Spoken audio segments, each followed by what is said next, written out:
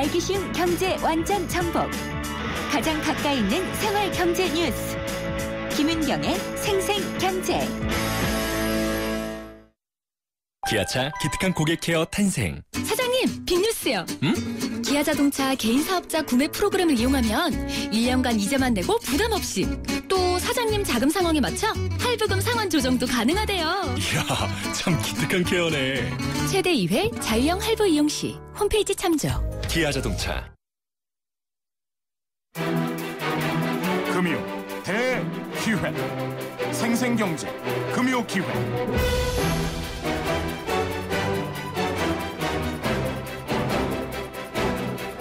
6.25 메가더 사령관이 폐허가 된 서울을 보면서 회복하려면 최소한 100년은 걸릴 것이다 라고 말을 했습니다. 하지만 100년이 아닌 50년 만에 1인당 국민 총소득이 380배로 성장을 했고요. 광복 70주년이 되는 지금은 한강의 기적이라고 불릴 만큼 세계 10위권의 경제대국으로 성장을 했습니다. 하지만 빠른 성장은 또 성장통을 동반하게 마련이고요. 양극화 등 지금 전근대적인 모습이라든지 해결해야 될 새로운 문제점들이 산적해 있는데요. 오늘 3, 4부 금요기획은 70주년 광복절을 맞이해서 특별기획 키워드로 본 한국경제 70년사를 주제로 준비를 해봤습니다. 두 분 모셨는데요. 계속 제가 뜸을 굉장히 많이 들였죠. 한 분은 학계에서, 한 분은 기자로서 현장에서 오랫동안 우리 경제를 봐오신 분들입니다. 한국 경제의 산 증인이라고 할 수도 있는데요. 두 분 소개해드리겠습니다. 먼저 이필상 서울대 초빙 교수님 나오셨습니다. 안녕하십니까? 예, 안녕하세요. 네, 또 한국경제신문의 허원순 논설위원님 나오셨습니다. 안녕하십니까? 네, 안녕하십니까? 네, 두 분도 인사 나누시죠. 예, 반갑습니다. 반갑습니다, 교수님. 예, 저는 오늘 그냥 가만히 있으면 될 것 같습니다. 두 분이 다 말씀을 잘 해주실 것 같은데요. 시간이 없으니까 그냥 바로 본론 들어갈게요.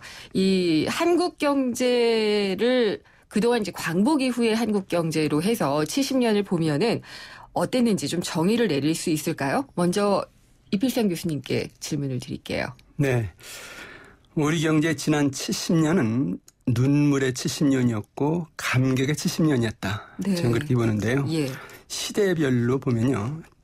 우선 1945년부터 1960년대 초까지 우리 국민은 가난의 고통과 전쟁의 아픔 속에서 미국 원조로 어렵게 살았습니다. 그렇죠. 정말 참담한 눈물의 예. 세월이었다 이렇게 볼 수가 있고요. 그러다가 1960년대에서 80년대 이르러 우리 경제는 스스로 살 수 있는 경제 개발을 하고 중화학 수출 산업을 일으켜서 세계 시장을 공략을 했는데요. 네. 기적의 세월이었다 그렇게 봅니다. 그리고 1990년대와 2000년대 들어서 우리 경제는 반도체, 네. IT, 한류 등 첨단 산업과 문화 산업을 일으켜서 세계 속에 한국 경제를 우뚝 세웠는데 이제는 어느 나라에 가도 선진국민으로 대우를 받는 감격의 삶을 살고 있다. 이렇게 네. 생각이 듭니다. 정말 지난 70년 동안 우리나라 경제 발전은 한편의 네. 영화 같은 파노라마였다. 지금 파노라마처럼 말씀을 해주셨어요. 정말 눈물과 예. 감격과 기적과 이런 것들을 얘기를 해주셨는데 허원순 논설위원은요? 예, 전 우선 잘 사는 건 세상 얘기할 필요도 없고요. 우리가 네. 자가용 늘어난 거, 고속도로, 공항, 항만, 그리고 가스, 고급 아파트, 편리한 아파트, 우리가 외식, 여행, 그리고 우거진 숲, 그다음에 이 봄 가뭄에도 끄떡없는 댐과 물, 상수도 이런 것들은 네. 너무너무 많고요. 이런 것들을 약간 시각을 넓혀서 저는 우리나라가 70년 동안 경제적 번영과 정치적 자유를 동시에 했다. 동시에 이뤘다. 정치적 예. 민주화, 자유화와 경제적 발전을 동시에 했다. 그래서 범위를 조금 더 넓히면 우리가 70년 전에 20세기 전반에 그 열강들이 무수한 나라들을 식민지로 잡고 있던 그 시대에서 네. 식민지에서 벗어나가지고 이렇게 모범적인 국가로 나와서 지금 3050, 즉 소득 3만 달러를 눈앞에 네. 보고 인구 5천만이면서 인구 5천만에서 3만 달러 되는 데가 사실은 6개 나라 뿐입니다. 미국, 영국, 독일, 프랑스, 예. 일본, 이탈리아뿐이거든요. 그런데 그 3050 클럽에 우리가 7번째로 지금 들어갈 준비가 돼 있다. 그래서 저는 정리하자면 그 20세기 전반에 그 열강의 식민지 된 데서 조그만 식민지 나라에서 이렇게 식민지 벗어나서 완전히 그 식민지를 이루었던 나라 대열에 우리가 네. 들어갔고 정치 민주화, 경제 민주화를 동시에 이루었다. 이렇게 네. 좀 큰 틀에서 우리가 한번 보고 갔으면 좋겠습니다. 두 분 다 결국은 우리가 이뤄온 굉장한 성과에 대한 평가는 그렇죠. 긍정적으로 하고 계신 예. 걸로 제가 봐도 될 것 같아요. 그러니까 메가더 이 사령관이 이렇게 호언장담을 하면 안 되죠. 그 폐허가 된 우리 땅을 보고서 뭐 100년 걸릴 거다 이랬다는데. 일반적으로 뭐 그런 모습이었으니까요. 네. 그렇죠. 근데 한국 경제만이 갖는 것이 고성장 자체도 그러니까 고속 성장을 압축적으로 해온 것도 우리 경제의 특징 중에 하나겠지만 또 우리 경제만의 특성들이 있을 것 같은데 허원순 논설위원님께 먼저 좀 여쭤볼게요. 우리 특징을 특징을 보자 이거죠. 네. 우리가 뭐 결과적으로 아까도 말씀 좀 부연하면 참 우리 수치는 많이 나옵니다. 우유 소비량, 전기 소비량, 네. 종이 소비량, 전력 소비량, 맑은 수도 소비량 뭐 이런 것들이 쭉 나오는데 전 특징을 이제 세 가지로 우리가 한번 나눠볼게요. 세 가지요? 첫 번째는 우리가 한국형이라는 새로운 그 개발과 성장 모델을 만들었다. 우리 한국형. 뭐 자세하게 이야기하면 길어집니다만 우리 한국형 우리가 잘 아는 바입니다. 네. 맨손 그 폐허에서 온 관료들이 뛰고 또 기업이 하는 그 성장 모델을 만들었다. 두 번째는 우리의 의식과 이 경제 발전을 통해서 의식과 우리가 현대화를 이루었다 이겁니다. 현대화. 이 현대화 굉장히 중요합니다. 어떻게 현대화를 이루냐? 도시화, 산업화로. 우리 도시화율이 지금 92% 정도 나오고요. 산업화는 뭐 말할 필요도 없고 농업이 지금 7% 미만으로 돼서 산업화가 됐고. 그것도 역시 우리가 주목할 만한 거고. 또 우리 경제 세 번째는 아까 우리는 국가 발전. 역사의 발전에서 우리는 진보의 모델을 만들고 있고 그 진보의 대열에 우리는 들어갔다. 지금 약간의 여러 가지 어려움 때문에 갈등할 게 아니라 큰 틀에서. 그래서 정리하면 한국형 성장을 만들었다. 그리고 우리는 굉장한 현대화, 도시화 산업화를 통해서 현대화를 이룩했다.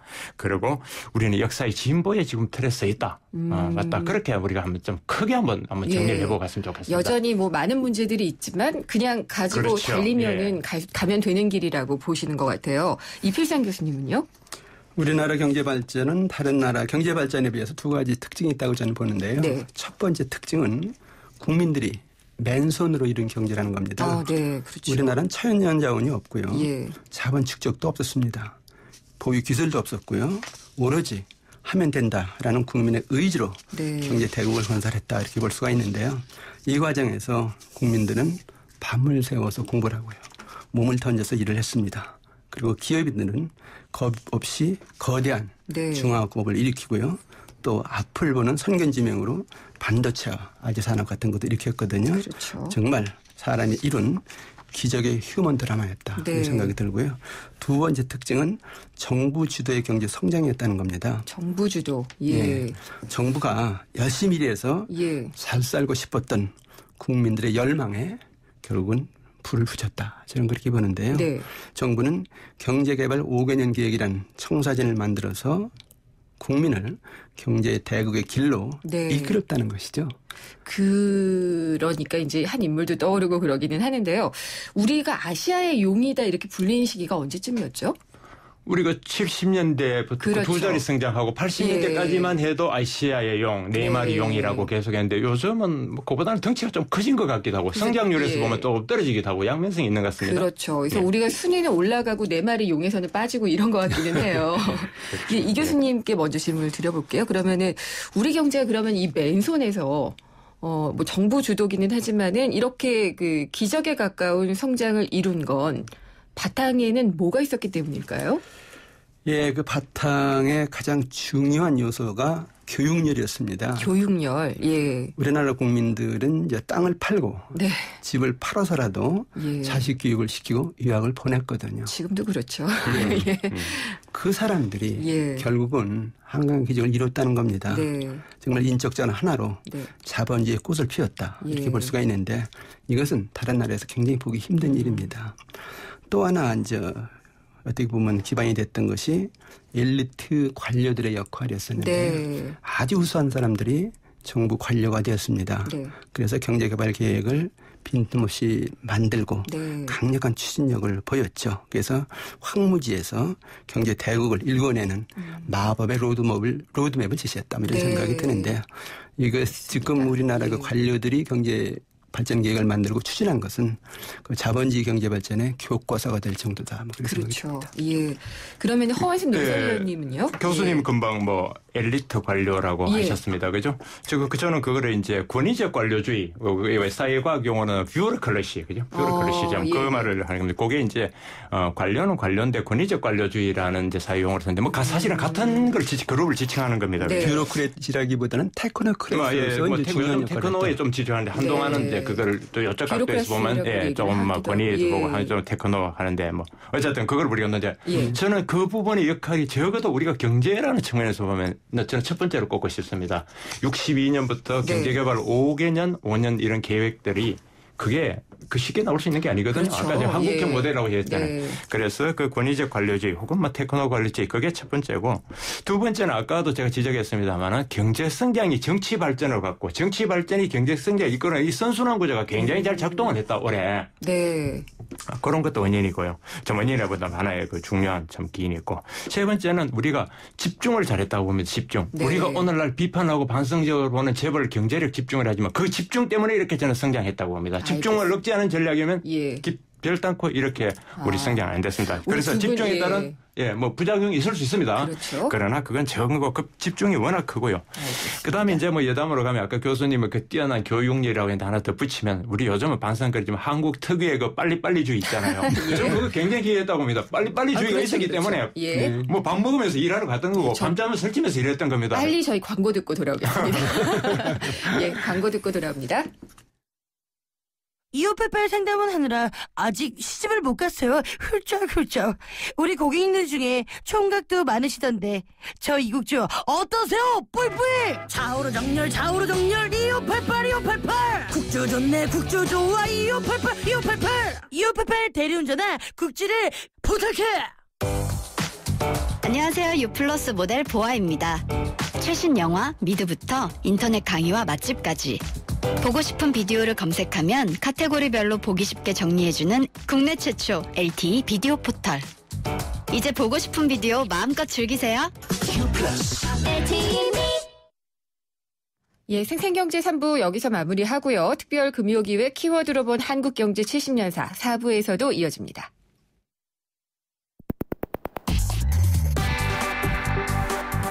어려운 경제학은 가라. 귀에 쏙쏙 들어오는 김인경의 생생경제.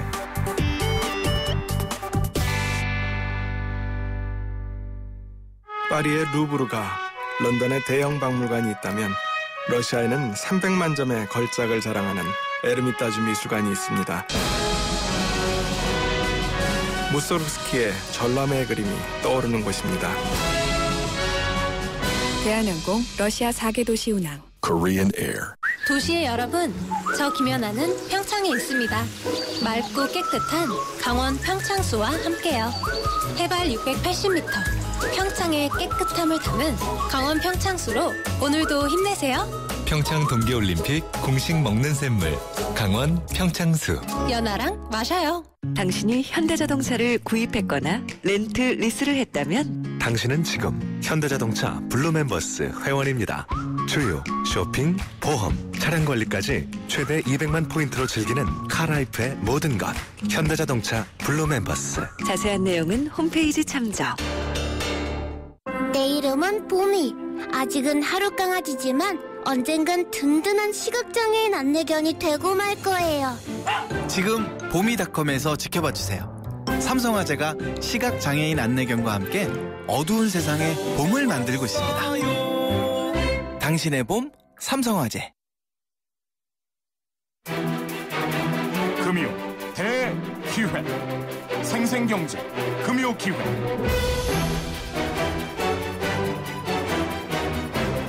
네, 금요기획 4부 이어가겠습니다. 오늘 금요기획은 70주년 광복절 맞이해서 키워드로 본 한국경제 70년사 짚어보고 있습니다. 오늘 이필상 서울대 경영학과 겸임 교수님, 한국경제신문의 허원순 논설위원님과 함께 이야기를 나누고 있습니다. 제가 두 분의 특징을 바로 캐치를 했는데요.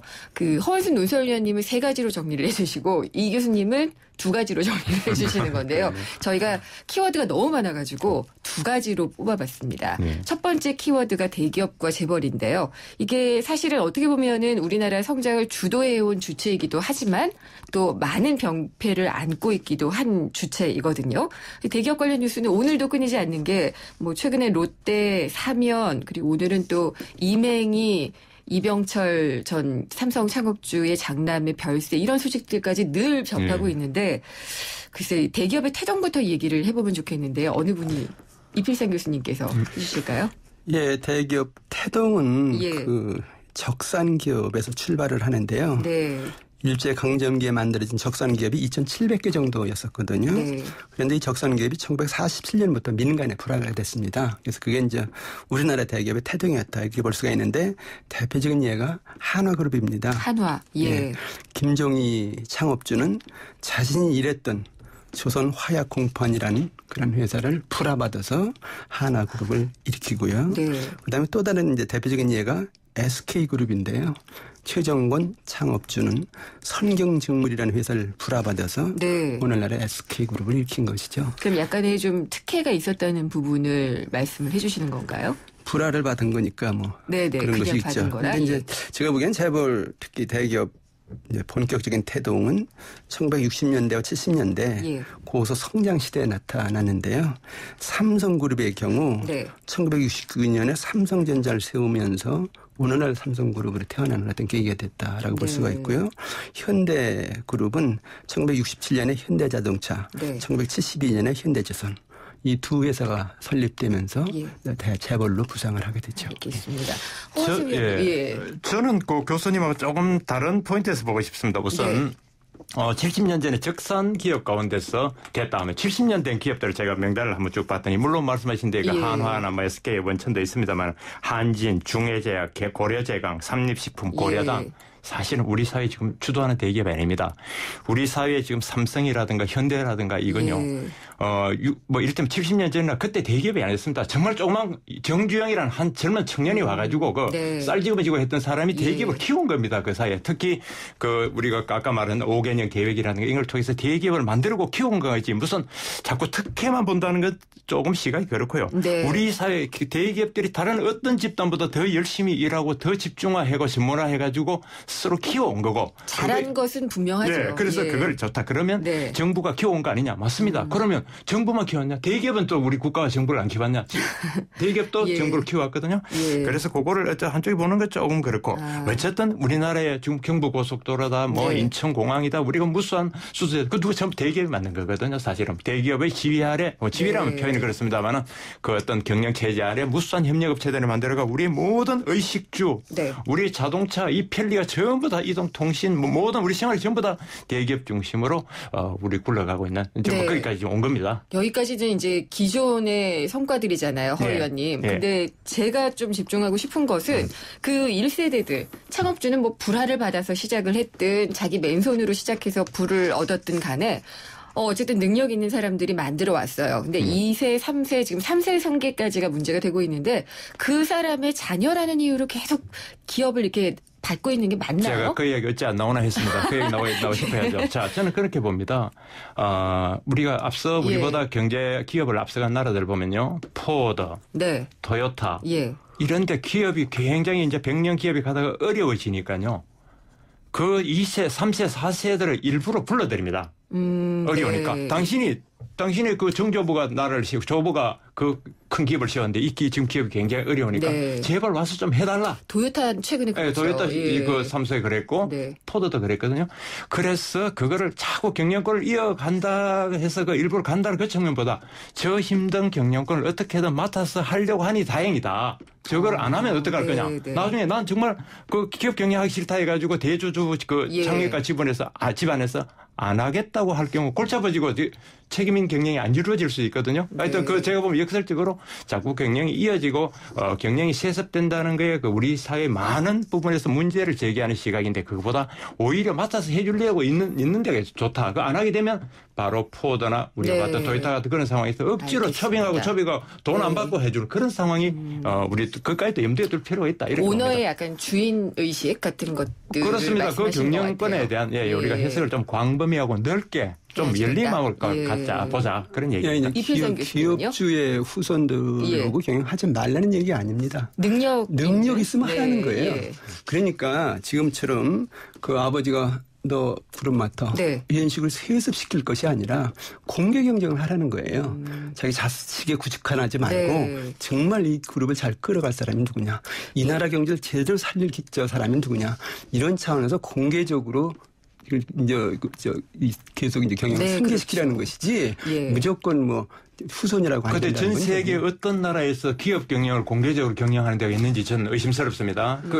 되게 그 안에서 내부에서 치열하게 내부적으로 경영자를 키우고 내부 논리에 따라서 경영권을 가는 경우는 우리가 무수히 받고 오케이 좋습니다. 그러나 경영권을 밖에서 하듯이 왜 이를테면 역차별하는 그런 분위기 저기는 경영자 창업자의 손자고 아들이니까 오히려 안 된다든가 그런 역차별을 이야기하는 건 지금 아닌 것 같고요. 그리고 토요타 예를 드셨는데요. 토요타는 정말 후손에 국한하는 것이 아니고 공개적으로 누가 앞으로 끌어가는 것이 좋냐라는 차원에서 이제 경영을 승계시키는데 창업 이후에 11명의 CEO가 있었는데 그중에 후손이 5명이 후손이 아닙니다. 그러니까 자손들이 할 수는 있는데 정말 잘할 수 있는 사람한테는 공개를 하라는 거예요. 제가 그 예를 들어보면 어떨까요? 지금 롯데 이야기도 그렇고요. 롯데 같은 경우에 정말 전 근대적인 손가락 경영이 문제였다라고 얘기를 하고요. 그다음에 이 마카다미아 달라고 해서 땅콩 회항 문제를 일으켰던 그 자녀가 계속 그 그룹을 만약에 맡아서 간다 그러면은 믿을 수 있을까요? 우선 롯데가 전 근대적인 손가락 경영이라고 하는 거는 그거는 조금 그거에 어떤 근거로 했는지 모르겠습니다만 그게 쉽게 동의가 안 가고 우리나라 최대 유통기업 중에 포함되는데 그렇게 우리가 폄하할 수 있는 건지 의심스럽고요. 그다음 이런 겁니다. 경영권에 대한 본질적인 문제는 기업 내부에서 잘하는 겁니다. 조금 범위를 넓히자면 채권 단위 관여를 할 수 있을 겁니다. 부실한 기업이. 잘 나가면 뭐 채권 단위 관여할 필요가 없고요. 그래서 기업 내부와 채권 단위 알아서 할 수 있는 문제인데 우리 사회에서는 거기에 대해서 바깥에서 간섭을 너무 많이 하고 있습니다. 가령 국회도 그렇고 이번에 롯데 사태 보면은 뭐 정부 공정위가 나와서 뭐 하겠다. 국세청이 나와서 세무조사를 하겠다. 또 저기 나 국민연금을 동원하는 걸 여당 방한하겠다. 그렇게 갑자기 나와서 몰아쳐서 그게 뭐가 될 거며. 이번에 많이들 문제가 드러나니까 이제 와서라도 좀 뭔가 수습하려는 분위기 아닌가요? 아니죠. 뭔가 이제 뭔가 문제가 난 것처럼 비춰지니까 그때 저놈 쪽이라 하니까 와 달라붙어서 하이에나처럼 달라붙은 거죠. 그게 기업 경영 그 기업에 대해서 뭔가 채권을 이행 안 한다든가 명확한 법조항을 위반했다. 그 당연히 응징하고 규정하고 그래야죠. 그런데 그래서 사회적으로 막 그건 곤란해. 재벌 기업들의 어떤 그 공이나 역할 인정합니다. 물론이죠. 근데 지금 우리나라 경제 그 현재 문제를 보면은 이 대기업과 관련해서 4대 병폐 이런 것이 있는데 족벌 황제 경영을 한다. 골목 상권을 침해한다. 독과점 행포를 하면서 일감 몰아주기를 한다. 정부 특혜를 집중적으로 받는다. 등 이런 지적들이 많이 있는데요. 이런 구조화에서 지금 일자리가 제대로 만들어지고 있느냐. 국제 경쟁력이 제대로 지금 여체되고 있느냐. 성장 잠재력이 계속 증가하고 있느냐. 가계부채가 줄어들고 있느냐. 등등 보면은 효율성이 많이 떨어진다는 거예요. 틀림없이 고칠 점이 있다는 겁니다. 경영상의 효율성이 떨어지고 있으니 뭔가 재벌 경영에 있어서의 문제는 고쳐야 된다. 잘못된 건 고쳐야 된다는 거죠. 구체적으로 말씀하신다면 뭐가 있을까요? 가장 큰 문제가 사실은 이제 그 족벌 경영 체제인데요. 물론 그 후손이 잘하면 시켜야 됩니다. 그런데 능력이 없다. 그리고 정말 자의적으로 사금업처럼 운영한다. 그리고 비행기 회항시킨다. 그러면 좀 곤란하다는 거죠. 비행기 회항은 안 되는 걸로. 그건 우리가 범죄 행위의 일반적인 범죄 행위와 일반적 경영 행위를 구별해서 보면 됩니다. 예를 들어 그거는 비행기를 노련했다. 그건 예를 들어 범죄적 범법적 요인이 있었다면 그건 해야 되는 거고요. 예컨대 교수님이 이야기하는 황제 경영 이런 굉장히 사실은 저는 주관적이라고 봅니다. 사실은 강력한 리더십하고 황제 경영의 그 선 꺾기도 굉장히 애매하고 또 가족끼리 그 어떤 족벌끼리 하는 거는 뭐 우리 국내만 있는 게 아니라 그 일반적인 현상이기도 하고요. 그래서 이런 걸 조금 저에게는 조금 냉정하게 보면 될 텐데. 냉정하게 본다는 것은 그러면은 성과 위주의 평가인가요? 아니죠. 기업의 분야, 세상에 어떤 나라가 그 지배 구조 그 복잡한 지배 구조를 다 공개해라 그러고 그거를 예. 가지고 논란을 하고 일반인들이 그거 가지고 왜 이러냐고 질타하고 그런 데가 어딨나 싶습니다. 근데 그게 지금 이필상 교수님께서 지적하신 문제 중에 황제 경영이라든지 뭐 이런 거는 주관적인 판단이 있을 수는 있지만 골목 상권까지 다 가져가게 되는 어떤 그러니까 구조? 그건 좋다. 그러면 예, 예를 들어 이런 문제, 게입니다. 이런 거는 좀 지금 저 말은 재벌 기업들이 잘 나가고 있고 뭐 이런데 채용을 많이 안 한다? 네. 그거를 우리가 객관적으로 평가할 수 있냐 얘기입니다. 그거를 채용하고 관계해서 더 채용할 여지를 안 하고 있냐 덜 하고 있냐 이런 것들이 이제 참 주관적으로 알겠습니다. 가기가 딱 쉬운 구조다. 이게 좀 그런 대목에 가면. 예, 이 교수님. 예, 또 그 정말 그 대기업들이 조금 신경을 써줘야 될 것이 어쨌든 간에 이익을 벌어야 되니까 그럼요. 기계화, 기업이니까. 자동화, 예. 정보화를 굉장히 예. 빨리 추진을 했거든요. 근데 그 부작용으로 일자리가 없어요. 지금 대학 졸업생들 네. 거의 절반이 취업이 안 됩니다. 학교에서 많이들 보고 계시잖아요. 정말 안타깝습니다. 어떤가요? 우리 미래가 안 보이는 거예요. 그리고 젊은이들이 다 지금 고개를 숙이고 다녀요. 그리고 희망이 없어요. 그 사람들이 희망이 없다는 얘기는 네. 한국 경제, 이 나라 미래가 희망이 없다는 뜻이거든요. 그거에 대해서 고민하고 정말 그 잘못된 거 없느냐, 일자리를 어떻게 하면 만들겠느냐, 어떻게 하면 경제 성장 잠재력을 높이겠느냐, 이런 차원에서 더 노력하고 고칠 거 고치고 계획할 거 계획하라는 거죠. 그건 뭐 충분히 저도 예. 동의합니다. 예컨대 청년 일자리 저도 뭐 20대 애 둘이나 키운 입장에서지만 뭐 심각한 걱정인데요.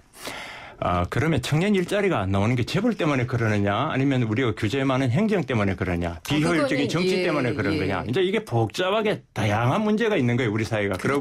그리고 우리가 3만 달러에 근접한 이제 고도 성장된 사회의 어떤 한계냐 그다음에 산업화가 점점 고도화된 거에 대한 어떤 그 과도기 중에 여러 가지 문제가 있는데 그거를 어떤 말하자면 재벌 시스템 때문에 그렇다 몰아간다면 그거는 곤란하다 이거죠. 그냥 여러 가지 우리가 아니 시스템 때문에 그렇다기보다는요. 예. 어떻든 간에 우리나라 경제를 대기업들이 주도하고 있잖아요. 네. 이런 상태에서 일자리가 만들어지지 않으니까 네네. 대기업에 대해서 책임질 부분이 있다는 거죠. 알겠습니다. 이 토론을 조금 더 이게 발언의 시간이나 이런 것들을 좀 조절을 해야지 될 것 같아서 예. 예, 저에게 진행의 자리를 주신다면은 더 감사할 것 같습니다. 근데 어쨌든 이게 감정적인 문제로 접근해서 절대로 안 되고 아까 말씀하셨지만은 어떤 그 주관적인 평가라든지 너가 많이 가졌으니까 내가 배 아파서 너희들 봐야겠다 뭐 이런 식의 정서로는 절대 접근해서는 안 된다고 저도 생각을 하고 있습니다. 그만큼 좀 어려운 문제인 것 같은데 시간 관계상 다음 키워드로 넘어가도록 하겠습니다. 네. 이것도 경론이 나올 것 같은 주제인데요. 부동산이요. 그러니까 강남. 1970년대 강남 1970이라는 영화도 있었죠. 이 드라마에서도 많이 거론이 되고 어떻게 보면은 우리나라 양극화의 불씨가 된 게 부동산 때문이 아닐까. 그러니까 부동산은 불패고 급등하고 뭐 이런 것들을 갖고 있었기 때문인가 아닌가 싶어요. 우리 경제에서 부동산이 갖는 의미. 허 위원님께 먼저 말씀드릴게요. 자, 부동산 불패, 부동산 가지고 양극화까지 얘기 나왔습니다. 그러면 우리가 부동산 가격이 이제 쉽게 말해서 부동산 가격이 많이 올랐다는 얘기를 하시는 거죠. 절대 떨어지지 않는다라는 생각을 가지고 있었죠. 절대 아닙니다. 이제 떨어집니다. 떨어지는 거 우리가 봤고요. 부동산 문제는 이렇게 가있는데 우리 경제, 우리 사회의 도시화, 산업화에 말하자면 반영된 결과로 나타나는 겁니다. 네. 도시화가 되자면 다 좁은 공간에 많은 사람들이 몰려 살아야 되죠. 산업화가 되면 교통이 좋고 이런 땅에 더 효율적으로 써야 되니까 그게 땅값이 오르고 하는 그게 이제 나한테 주거, 그다음에 뭐 공공용지, 그다음에 도로용지 이런 걸로 나타나는 거거든요. 이게 이제 우리가 예를 들어 제일 피부로 느끼는 주택 문제 같은 거는 88 올림픽을 지나면서 이제 그런 부동산 때문에 젊은 세대들 뭐 실망하고 여러 가지 있었는데 88년 지나면서 우리 경제가 한 단계 올라간 거예요. 말하자면 우리 국민들이 잘 산 겁니다. 예전에는 단칸방에 5명이 살았는데 제가 결혼할 때 정도는 한 15평 정도 그래도 작은 아파트를 가지고 시작을 했고 요즘은 더 큰 데서 가니까 쉽게 말해서 경제 수준이 나아지니까 더 나은 공간, 더 많은 공간을 이른다 부동산을 쓰려고 하는 겁니다. 그러니까 수요가 많아지면서 수준에 맞춰서 그렇게 된 거고요. 도시화 산업화의 반영이다. 이제 우리 그렇게 큰 틀에서 일단 보면 일단 그러니까 될 거면 부동산을 어떤 뭐 불씨나 원인으로 보지 않고 그냥 산업과 그 경제 발전의 결과로 지금 허원순 논설위원님 봐주셨는데요. 이필상 교수님은 어떻게 보고 계신가요? 우리나라 부동산 시장은 세 개의 얼굴이 있는데요. 첫 번째 얼굴은 재산 형성 수단입니다. 재산 형성 수단. 누구나 우리 국민들 집 갖고 싶어하죠. 그럼요. 소득 벌면은 뭐 조그만 집에도 사고 또 더 좀 형편이 나아지면 조금 큰 집으로 옮겨가고 이러면서 이제 아파트 값이 계속 오르니까 재산도 계속 늘어났다는 거예요. 그래서 사실 부자가 뭐냐 따지면 아파트 값 비싼 아파트 가지고 있는 사람이 부자거든요. 많이 뛰어서 소득이 많이 늘어난 사람 예. 이렇게 볼 수가 있겠죠. 그런데 예. 두 번째 얼굴이 뭐냐면 이것이 소득 양극화를 가져오는 요인이 됐다는 건데 네.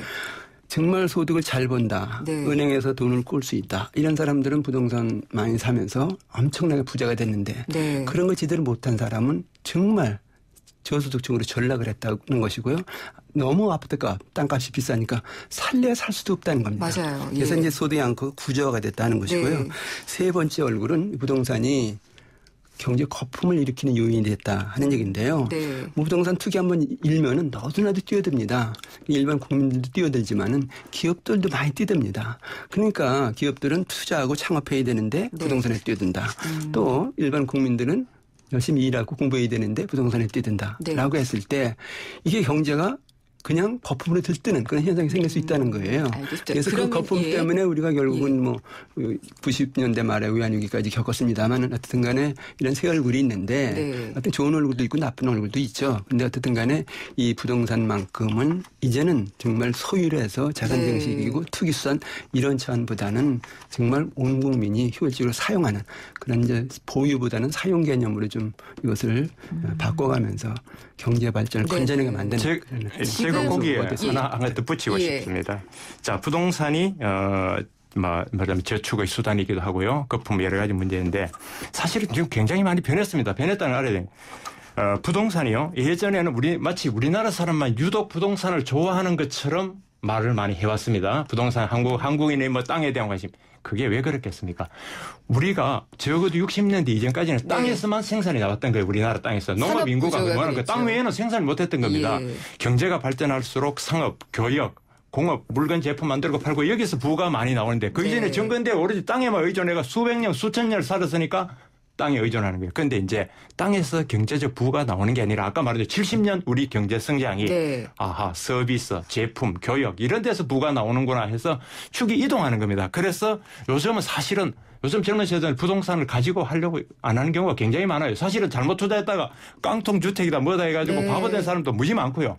그래서 요즘은 이렇게 제 주변의 젊은 세대를 보면은 부동산에 무리하게 투자를 오히려 안 하려고 하는 겁니다. 그 외에도 부가 창출된 수단이 너무 많기 때문에. 허 의원님께 드리고 싶은 말씀은 질문은 집이 없는 사람들은 너무 고통스러운 사회예요. 그러니까 집이 있는 사람들에게는 빌려서 살지 않아도 되니까. 그 대목은 그 대목은 이렇게 봐야 됩니다. 집이라는 게 우리가 의식주의 사람의 생존 방식에 있어서 중요한 지출의 한 항목이 될 겁니다. 본질적으로. 그렇죠. 집이라는 게 의식주의. 아주 많이 되죠. 우리도 외국에 예를 들어 미국 뭐 유학이라 저도 가보면 전부 다 렌트 비용 제일 먼저 계산하고 가잖아요. 그런데 한국의 그 부동산 적어도 국내 우리나라 부동산 전체는 아닌데 아파트라는 독특한 형식의 투기붐에 불면서 전세라는 제도가 들어가면서 집의 사용 가치에 별로 지불을 하지 않고 투기 가치에도 되다 보니까 사용 가치를 별로 염두에 안 뒀던 거예요. 최근에 집값에 전세 난이다 월세 난이다 하는 건 이제 본질적으로 사용 가치가 이제 계산되기 시작한 거예요. 이 나라에서. 바뀌고 있는 단계다. 사실은 집을 본질적으로 제일 먼저 사용 가치에 대한 페이를 해야 되는데 안 하고 있다가 전세라는 제도를 와서 이제 오르는 게 정립이 되니까 본질적으로 사용 가치라는 개념이 우리가 사회적으로 학습되니까 그게 되면서 이제 우리가 할 되는 겁니다. 예. 이 교수님 같은 경우에도 그렇게 보시나요? 지금 바뀌고 있는 어떤 그 문화는 분명히 있는 것 같은데 저는 아직 집이 없어요. 그렇기 때문에 이 굉장히 많은 비용이 들어가는 이게 고통스러운 단계에 왜 내가 끼었느냐 이런 생각이 좀 들거든요. 지금 젊은 세대들은 집을 사고 싶어도 살 수가 없습니다. 이게 너무 비싸요. 취직이 안 되니까. 소득이 없으니까. 왜 살 수가 없습니까? 서울 사는 사람들 시외로 좀 한 시간만 나가면 허 의원님 난 시외에 사는데 얼마든지 살 수 있습니다. 비용. 아니 그 비용이 그러면 예를 들어 집을 사는 비용 1년 벌어 사기로 했습니까? 예전에도 다 10년이나 어떻게 보면 요건 짚고 가야 돼. 청년들 절반 실업자인데 아니 진행이 안 되기 때문에 제가 발언권을 드리도록 하겠습니다. 허 의원님이 약간 좀 반론을 갖고 계신 것 같고요. 이 교수님께 다시 마이크를 좀 넘겨볼게요. 아니, 그러니까 지금 문제는 청년들이 옛날에 비해서 부동산에 대한 선호나 이런 건 이제 떨어지는 건 사실인데 그게 청년들 지금 상황이 그럴 수 없는 상황이라는 겁니다. 그러니까 지금 취업이 안 된다. 그다음에 소득이 없다. 가계부채가 많다.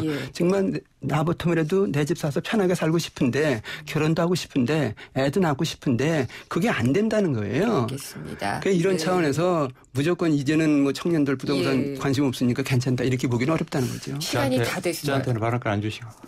지금 53분에 끝나야 되는데 52분 55초가 되어가지고요. 같고요. 금요기획 마지막을 벌써 해야지 될 것 같아요. 좀 갑작스럽게 하기는 하는데 한국 경제에 너무나 핫한 이야기를 하다 보니까 그렇습니다. 그냥 한마디씩 부탁을 드릴게요. 한국 경제 70년의 역사는 무엇이다? 정의를 부탁드리겠습니다. 허원순 논설위원님부터 한국 경제 70년의 역사는?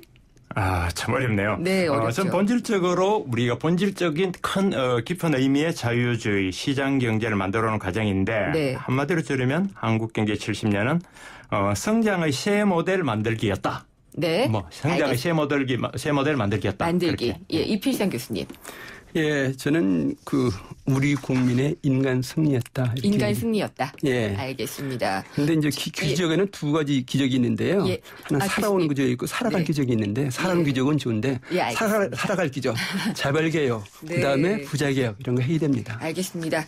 오늘 금요기획은 여기서 마치도록 하겠습니다. 두 분 감사합니다. 예, 고맙습니다. 네, 감사합니다. 예. 포르쉐 모터스포츠. 이것은 모든 포르쉐의 기원이며 모든 아이디어의 시작이며 스포츠카의 새로운 기준을 만들어가는 끝없는 영감의 원천입니다. 그것이 바로 모든 포르쉐가 스포츠카인 이유입니다. Every Porsche Sports Car. 고덕 산업단지와 개통 예정인 KTX 지제역의 비전은 함께 누리고 새롭게 들어설 대형 복합 쇼핑몰을 앞에서 즐기는 이 편한 세상이 찾아옵니다. 미래가 빛나는 평택, 그 위에 빛나는 생활까지 이 편한 세상 평택 용이 8월 오픈 예정 1544-3033 대림. 안녕하세요. 유플러스 모델 보아입니다. 최신 영화 미드부터 인터넷 강의와 맛집까지 보고 싶은 비디오를 검색하면 카테고리별로 보기 쉽게 정리해주는 국내 최초 LTE 비디오 포털. 이제 보고 싶은 비디오 마음껏 즐기세요. 왜? 코웨이 모든 침대는 상단이 분리될까? 침대는 몸에 닿는 부분부터 오염되잖아. 더러운 상단을 분리해 언제든 새 타퍼로 그리고 전문가의 관리까지 위생까지 책임져야 진짜 침대다. 코웨이 매트리스 케어 렌탈 1588-5200. 유반장의 캔디의 소리를 찾아서. 캔디야 너는 왜 그리 스위트하니? 소다야 너는 왜 그리 테이스티하니? 이 소리는 캔디 크러쉬 소다에 빠진 준하영 사탕 고백하는 소리입니다. 내 삶의 스윗 소다 캔디 크러쉬 소다 지금 다운받으세요. 전체 이용가. 네, 오늘 퀴즈 정답은 3번 70주년이었고요. 선물 받으실 분은 제작진이 따로 연락드리겠습니다. 생생경제 오늘 시간 마치고요. 다음 시간에 찾아뵙겠습니다. 김윤경이었습니다.